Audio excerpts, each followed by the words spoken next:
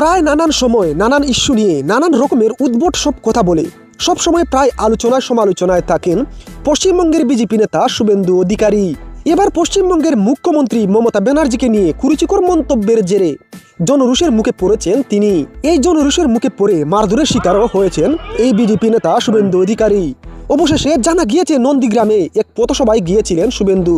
ভারতীয় পার্লামেন্টে তৃণমূল নেত্রী মমতা ব্যানার্জিকে নিয়ে কুরুচিকর মন্তব্য ও অপমান করে খুব ফেটে পড়েন সেখানকার দলের নেতাকর্মীরা। এরপর নন্দীগ্রামে এক পথসভায় গিয়েছিলেন শুভেন্দু। পথসভা অনুষ্ঠানে এলে তার উপর চড়াও হন কর্মী সমর্থকরা। জানা গিয়েছে তাকে জুতা দিয়ে মারা হয়েছে। এক পর্যায়ে দ্রুত তিনি গাড়ির ভেতর ঢুকে পড়েন।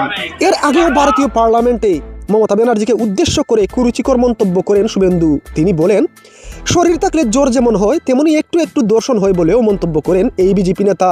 তার এমন কথাবার্তায় পার্লামেন্টে হট্টগোল শুরু হয়ে যায়। বিক্ষোভে ফেটে পড়েন সংসদ সদস্যরাও।